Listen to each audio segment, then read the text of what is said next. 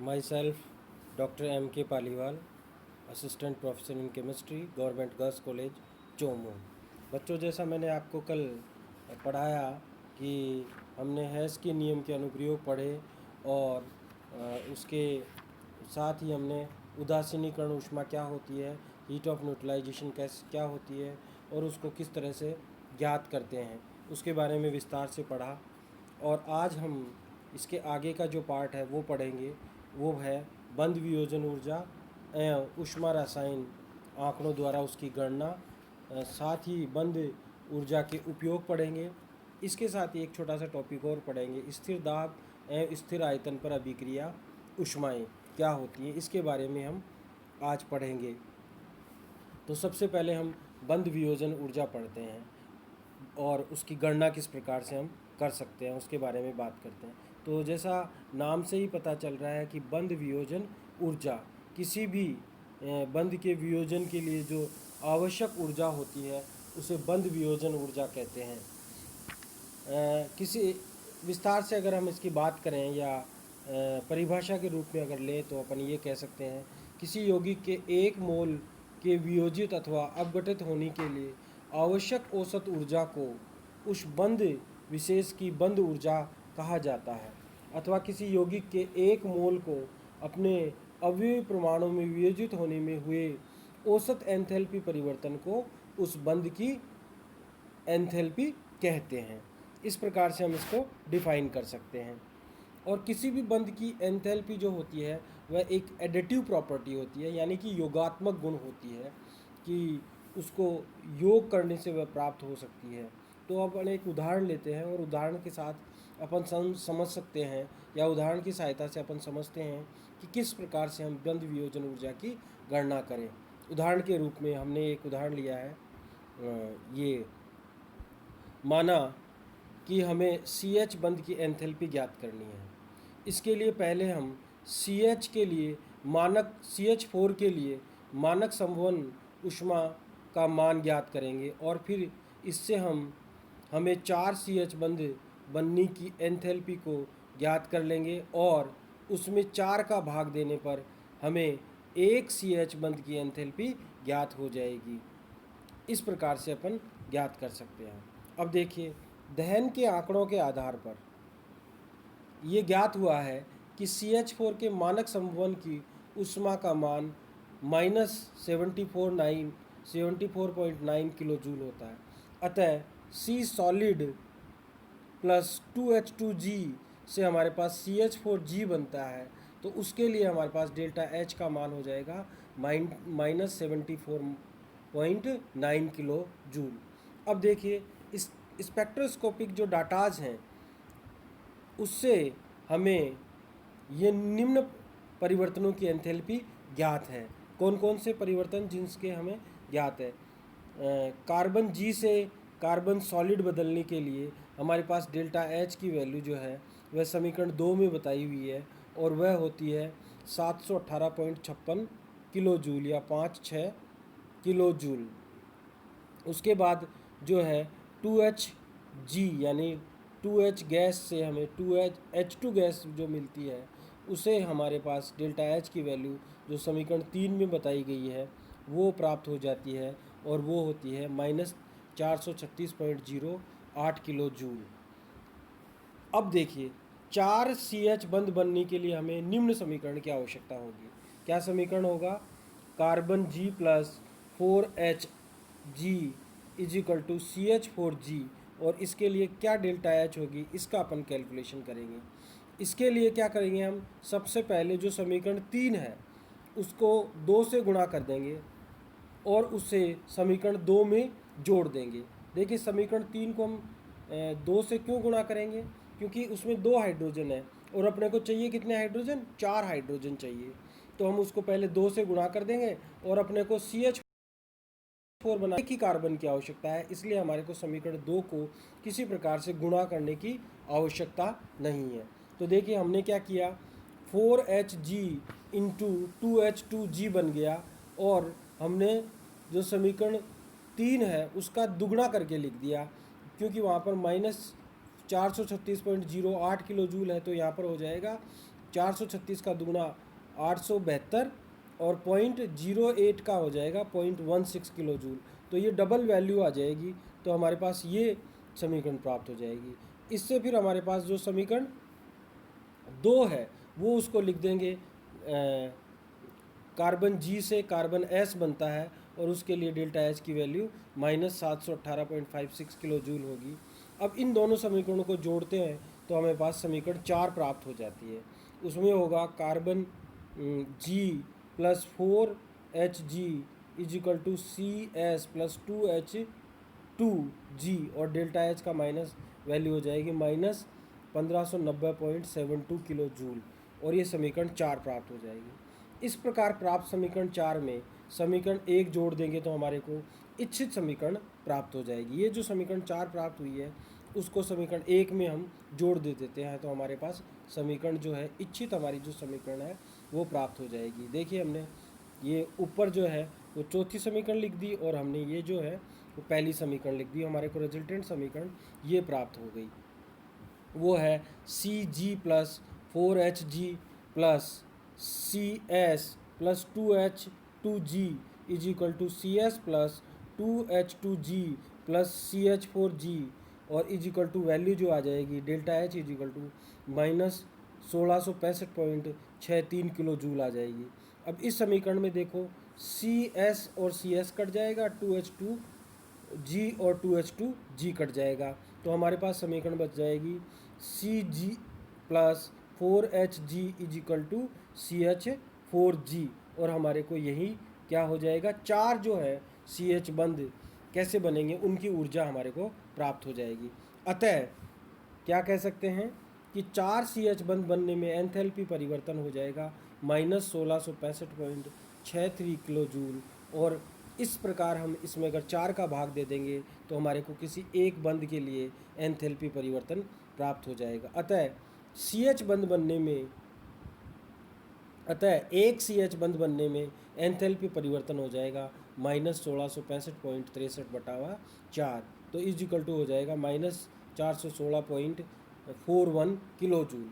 अतः परिभाषा के अनुसार CH बंद बनने में औसत एंथैल्पी परिवर्तन का मान जो हो जाएगा वो हो जाएगा -416.41 किलो जूल बंद, और यही क्या हो जाएगा, बंद ऊर्जा का मान हो जाएगा। इस प्रकार से अपन क्या निकाल सकते हैं, एक बंद ऊर्जा का परिकलन कर सकते हैं। अब देखिए बंद ऊर्जा का जो है वो प्रयोग हम है वो अलग अलग प्रकार से कर सकते हैं, और अभिक्रिया की एंथैल्पी ज्ञात करने में कर सकते हैं, यौगिकों संवहन की एंथैल्पी ज्ञात करने में कर सकते हैं, और अनुनाद ऊर्जा को ज्ञात करने में कर सकते हैं। तो ये भी कई बार शॉर्ट नोट पूछा जाता है, तो इसके बारे में भी आपको पढ़ना है। तो सबसे पहले एप्लीकेशन जो है बंद ऊर्जा की है वो अभिक्रिया की एंथैल्पी ज्ञात करना है। अभिक्रिया की एंथैल्पी अपन कैसे ज्ञात कर सकते हैं वो अपने इस प्रकार से अपन ज्ञात कर सकते हैं। देखिए बंद ऊर्जा के मानों की सहायता से अभिक्रिया की एंथैल्पी परिकलित की जा सकती है। उसके लिए अपन एक उदाहरण लेते हैं।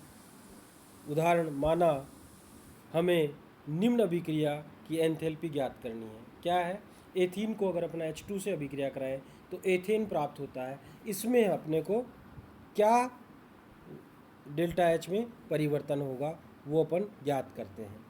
तो उपयुक्त अभिक्रिया में 4 CH बंध अप्रभावित रहते हैं, एक C carbon double bond carbon व एक HH बंध टूटते हैं, वह एक, देखिए इसमें 3 प्रोसेस होते हैं इस अभिक्रिया में। पहला तो क्या हुआ, दोबारा मैं इसको बताता हूँ। पहला तो क्या हुआ कि 4 जो हैं CH बंध अप्रभावित रहते हैं। दूसरा क्या हुआ कि एक कार्बन कार्बन डबल बॉन्ड व एक हाइड्रोजन हाइड्रोजन बंध टूटते हैं। तीसरा क्या हुआ, एक कार्बन कार्बन व 2 CH बंध बनते हैं। इस प्रकार C2H4 के एक अणु से C2H6 का एक अणु बनता है। तो हमारे पास क्या हो जाएगा, delta H is equal to क्या हो जाएगा, delta H carbon double bond carbon plus delta H HH minus delta H carbon carbon single bond plus 2 into delta H carbon H bond हो जाएगा। ये देखिए, इसमें से अगर अपन ये घटा देंगे या इसमें से ये घटा देंगे तो हमारे पास जो आ जाएगा वो आ जाएगा। उपयुक्त बंधों की एंथैल्पी का मान रखने पर, उपयुक्त बंधों की एंथैल्पी का मान रखते हैं हम, तो delta H is equal to हो जाएगा 615 प्लस 435.1 माइनस 347.3 प्लस 2 इंटू 416.2। और तो इसको सॉल्व करते हैं तो हमारे पास delta H is equal to हो जाएगा क्या, 1050.1 माइनस 1179.7। इसको सॉल्व करते हैं तो हमारे पास आता है 129.6 किलो जूल। अब देखिए, बंद ऊर्जाओं के आधार पर परिकलित डेल्टा एच का ये मान प्रायोगिक मान 133 किलो जूल से काफ़ी निकट है। हमारे को जो वैल्यू प्राप्त हुई है वो 129.6 किलो जूल हुई है और इसकी वैल्यू जो है वो 133 किलो जूल है, जो कि दोनों लगभग बराबर है। तो अपन इस प्रकार से कैलकुलेट कर सकते हैं कि एंथैल्पी, अभिक्रिया की एंथैल्पी कैसे कितनी होती है बगैर किसी अभिक्रिया किए ही हम, अगर हमारे पास डाटा उपस्थित हो या डाटा उपलब्ध हो तो हम इसको ज्ञात कर सकते हैं। अब दूसरा एप्लीकेशन जो है वह है यौगिकों के समवन की एंथैल्पी को ज्ञात करना। समवन की एंथैल्पी कैसे ज्ञात करते हैं, उदाहरण लेते हैं इसके लिए। माना हमें एसीटोन के समवन की ऊष्मा को ज्ञात करना है। अब एसीटोन क्या होता है, CH3CO CH3। तो अब देखिए, 2 तो कार्बन हो गए इसमें, सॉरी 3 तो कार्बन हो गए, 6 इसमें हाइड्रोजन हो गए और 1 ऑक्सीजन हो गया। तो 3 कार्बन गैस और 6 हाइड्रोजन गैस और 1 ऑक्सीजन गैस मिलकर हमारे को CO CH3 का निर्माण होता है और इससे डेल्टा एच जो है वो क्या होगी। इसके लिए देखो क्या क्या होता है प्रोसेस, उसकी बात करते हैं। 4 इसमें मुख्य रूप से प्रोसेस होते हैं जो यहाँ पर बताए गए हैं। 4, 1, 2, 3, 4, ये चारों की हम बात करते हैं। इसमें क्या है, 3 कार्बन गैस प्राप्त करने के लिए हमारे को 3 कार्बन सॉलिड का उदरोपातन करना होगा। 6 हाइड्रोजन गैस को प्राप्त करने के लिए हमारे को 3 H2 गैस बंधों को या HHG बंधों का वियोजन करना होगा और 1 OG प्राप्त करने के लिए हमारे को 1 OO बंध का वियोजन करना होगा और एसीटोन के एक अणु के बनने में 6 CH बंध, 2 कार्बन कार्बन बंध व 1 C डबल बॉन्ड O बंध बनेंगे। अतः एसीटोन बनने की जो एंथैल्पी होगी वो निम्न प्रकार से हो सकती है।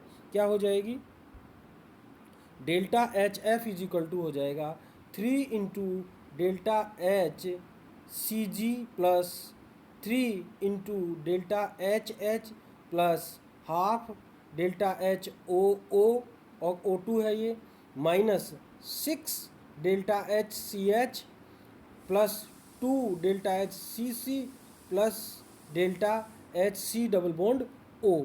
ये हमारे पास इक्वेशन हो जाएगी। अब जो है ज्ञात आंकड़ों के, इस ज्ञात को पहले से आंकड़े हैं वो हम इसमें रखते हैं, तो अब हमारे को क्या प्राप्त हो जाएगी, यौगिक एसीटोन के समवन की एंथैल्पी प्राप्त हो जाएगी। देखिए, हमने आंकड़े यहाँ पे रखे हैं, 3 into 719.6 plus 3 into 435.1 plus half into 489.5 minus 6 into 416.2 plus 2 into 347.3 plus ये हमारे पास वैल्यू है 711.3। इसको सॉल्व करते हैं तो हमारे पास आता है 2158.8 minus 1305.3 plus 244.75 minus 2497.2 plus 694.6 plus 711.3। इसको फिर आगे सॉल्व करते हैं तो हमारे पास आता है 3708.3903.1। अब इसको आगे सॉल्व करते हैं तो हमारे को ये वैल्यू प्राप्त होती है delta minus 194.25 kilo joule mole inverse. इस प्रकार से हम ज्ञात कर सकते हैं। देखो, इसमें 719 जो है वो है वैल्यू है गैस, इसको डेल्टा जो है, जो कार्बन को गैस में कन्वर्ट करने के लिए वो है, और यहाँ पर 435.1 जो है वो हाइड्रोजन हाइड्रोजन बंध को तोड़ने के लिए रिक्वायर्ड एनर्जी है, और 489.5 जो है वो ऑक्सीजन ऑक्सीजन बंध को तोड़ने के लिए रिक्वायर्ड है। जबकि एक 6 CH बंध बनने में हमारे को जो वैल्यू होगी, या एक CH बंध की जो वैल्यू होगी बनने में 416.2 है। एक कार्बन कार्बन बंध को बनने में जो वैल्यू है वो 347.3 है, जबकि एक कार्बन डबल बॉन्ड O को बंध बनने में 711.3 है। इन सब का मान रखते हैं तो हमारे पास अल्टीमेटली जो है वो सम 1 की एंथैल्पी प्राप्त हो जाएगी। अब हम तीसरी एप्लीकेशन की बात करते हैं, अनुनाद ऊर्जा को ज्ञात करना। अब देखिए अनुनाद ऊर्जा को हम कैसे ज्ञात करते हैं उसकी भी अपन बात करते हैं। यदि किसी अणु में अनुनाद होता है तो उसके परिकलित व प्रायोगिक मानों में काफ़ी अधिक अंतर होता है, और यही अंतर उस विशिष्ट अणु की अनुनाद ऊर्जा का मान होता है। इसके लिए अपन उदाहरण लेते हैं। बेंजीन के कैकुले संरचना में 3 कार्बन सिंगल बॉन्ड कार्बन तथा 3 कार्बन डबल बॉन्ड कार्बन व 6 C सिंगल बॉन्ड H बंध है। अतः बंध ऊर्जाओं के आधार पर इसके वियोजन की ऊष्मा डेल्टा HD को निम्न प्रकार से परिकलित कर सकते हैं।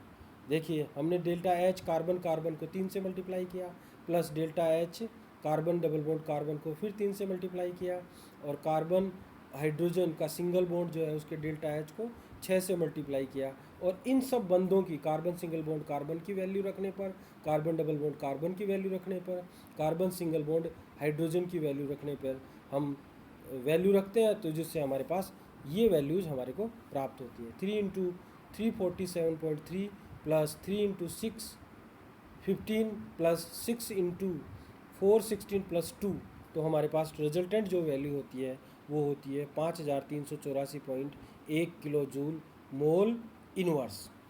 अब देखिए बेंजीन की वियोजन ऊष्मा का प्रायोगिक मान 5535.1 किलो जूल मोल इनवर्स प्राप्त होता है। इससे स्पष्ट होता है कि बेंजीन की वियोजन के लिए 151 किलो जूल की अतिरिक्त यानी कि अपेक्षा से अधिक ऊर्जा देनी पड़ती है। अर्थात बेंजीन की वास्तविक संरचना कैकुले संरचना से 151 किलो जूल अधिक स्थायी है। यह वास्तविक संरचना कैकुले की 2 अनुनादी संरचनाओं का अनुनादी संकर होता है, और इस अंतर 151 किलो जूल मोल इनवर्स को बेंजीन की अनुनादी ऊर्जा कहा जाता है। निम्न प्रकार से प्रदर्शित किया जा सकता है। देखो ये प्रदर्शित अपन कर सकते हैं। यहाँ पर 2 स्ट्रक्चर दे रखी हैं, जो डबल बॉन्ड की जो है वो पोजीशन चेंज हो रही है। अल्टीमेटली हमारे पास कैकुले की 2 अनुनादी संरचना दिखाई गई है, और तीसरा जो है अनुनादी संकर दिखाया गया, कैकुले संरचनाओं का अनुनादी संकर। इस प्रकार से हम क्या है रेजोनेंस एनर्जी को भी ज्ञात कर सकते हैं बंध ऊर्जा के द्वारा। ये भी एक बंध ऊर्जा का क्या है एप्लीकेशन है।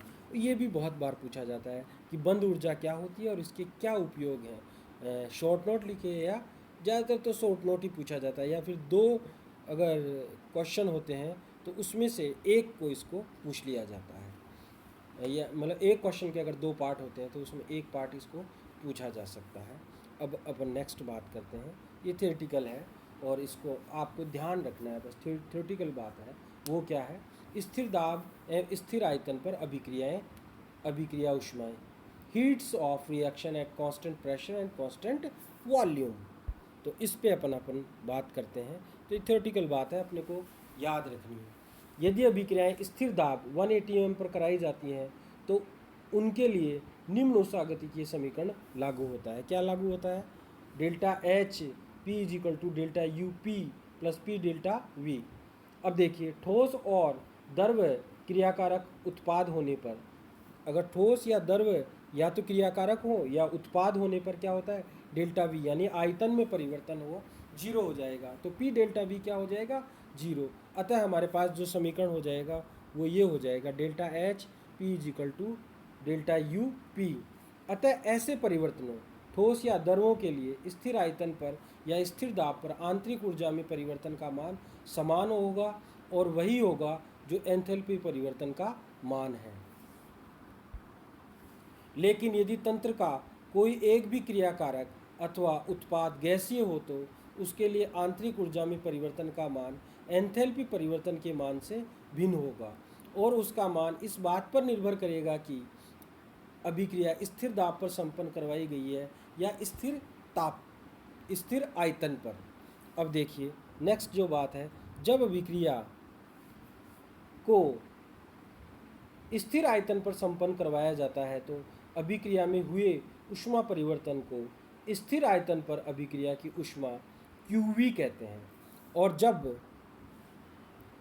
अभिक्रिया को स्थिर दाब पर संपन्न करवाया जाता है तो अभिक्रिया में हुए ऊष्मा परिवर्तन को स्थिर दाब पर अभिक्रिया की ऊष्मा QP कहते हैं। यदि तंत्र के अवयव ठोस या द्रव हो तो QP बराबर QV होगा, क्योंकि तंत्र पर दाब का असर नहीं होगा। लेकिन ये बहुत इंपॉर्टेंट बात है, यदि तंत्र के अवयव गैसीय हो तो दाब का असर पड़ सकता है और इसमें QP व QV के मानों में संबंध जो है वो अभिक्रिया में अभिक्रिया के प्रकार पर निर्भर करता है और ये 3 प्रकार का हो सकता है।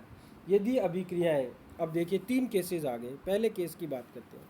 यदि अभिक्रियाएं जिनमें क्रियाकारक व उत्पाद के मोलों का मान समान हो, यानी कि क्रियाकारक के मोल उतने ही हो जितने उत्पाद के हों, तो QP जो है वो QV के बराबर ही होगा, क्योंकि इन पर दाब का प्रभाव नहीं पड़ता। जैसे H2 गैस का 1 मोल लेते हैं, Cl2 गैस का 1 मोल लेते हैं और इससे HCl गैस के 2 मोल बनते हैं, तो क्रियाकारक के भी 2 मोल और उत्पाद के भी 2 मोल, इसमें QP व QV का मान बराबर रहेगा। अब दूसरी कंडीशन की बात करते हैं।